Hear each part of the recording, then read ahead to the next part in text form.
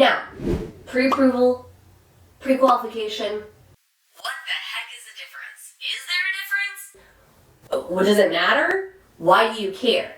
So, first of all, I'm going to tell you that in mortgage, the very most important thing you should know is the answer is really it depends on almost everything. And you're like, what the heck? So the reason there's so much information in our space, right? You go and you Google on the web and you ask questions and you hear from your mom or a friend and they say, well, that's not what I heard. I heard it's this way. I heard it's that way. Okay, the reason that is so is it's a little different with every single company. It's a little different in every single state. And so the challenge is that the real answer is it depends, okay? So pre-qualification, basically what this is it's an application process. You fill it all out, you get your credit pulled, you get some documentation that they're gonna request from you that they're going to review, and they're gonna look at these things and they're gonna say, hey, everything looks good, here's pre-qualification. Okay. Typically, they're going to go ahead and at least pull it through an underwriting system. Okay, it's an automated underwriting system. It's either called DU or LP. Okay, these are the two most commonly used underwriting systems within the mortgage space, and that is going to say they're going to say everything looks good to go. Here is this piece of paper, pre-qualification. Okay, pre-approval typically is an extra step. They'll actually take it to a physical underwriter, a person now, right, who takes this underwriting findings, this DULP pull through, right, this automated underwriting system, and they actually check it. Okay, so they check it up against. That's typically what is happening there. Some states, though, make you issue a letter called a pre-approval even if you have not gone that extra step. This is where the confusion comes in. Because for some states, pre-qualification and pre-approval are two very different things. For other states, they can be dang near the same thing. So this is why it depends, right? Some people will issue a pre-approval, and a pre-approval will mean that they just pulled it through that automated underwriting system because that is an underwriting function, right? Like it got pulled through. Some people, in order to issue a pre-approval, you have to have had a physical underwriter sign off on it, right? So when people are having this conversation about what's the difference, pre-approval, pre-qualification, I don't understand.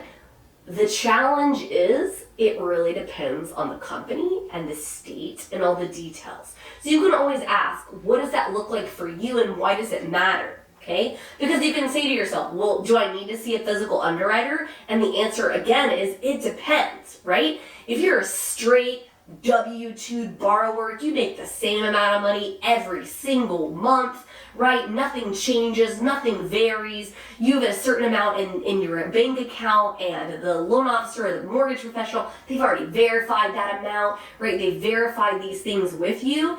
An automated underwriting pull without a physical person looking at it, it's pretty clear cut, okay? Can you have a physical person look at it and just give their sign off and they're okay? Sure, you can.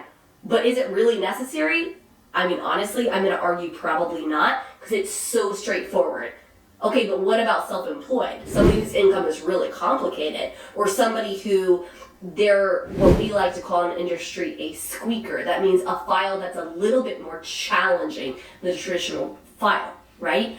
They actually may need somebody to look at an underwriter. Like an underwriter may actually want to look at that file because you may want to make sure that like, okay, did I consider everything, etc.? I mean, I've been doing this for 20 years. I actually have been an underwriter myself. I've been a processor. I've been in compliance. I've done all of these jobs. So pretty much if I'm looking at it and I check it out, right, my team checks it out, very, very rarely are we going to miss something. In fact, we actually push back on underwriting sometimes because we say, hey, underwriter, you didn't consider this fact or you didn't look at that fact, right? But not everybody is so good at that. So when you're asking yourself, which one do I need? Do I need a pre-approval? Do I need a pre-qualification? What I'm going to tell you is make sure that you're with the right group, right? Make sure that you've done your due diligence on picking who's going to be able to be that true professional for you. Because you want that piece of paper, right? You want that piece of paper when you're passing it to that seller's agent. You want it to stand out, right? You want that they're going to be like, okay, this is legitimate. Like this is good, right? For me, like, we actually call the other side and we tell them the strength of the offer. We tell them what we did. We tell them what we verified. Because believe it or not, there's some people who issue pre-qualifications and even pre-approval letters, and they haven't verified anything. Whatever the customer put in that system and put as their information, they said, yeah, sure. Which, what if what you said you made isn't actually what you made? Uh-oh. Now you're going to have been sinking thousands and thousands of dollars into earnest money and inspection reports and all these things. And guess what? It doesn't even matter, because that letter wasn't really real, right? So make sure, the most important thing is make sure that whoever it is you pick who's issuing the letter is doing a good job, right? That they actually know what the heck they're doing.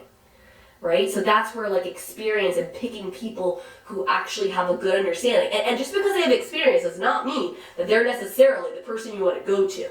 You want to go to somebody who they dig in, they get it, they ask questions. You may not think as a consumer that that's a good thing, that, oh my gosh, they're prying into my whole life. Like, I have to answer 800 questions. Guess what?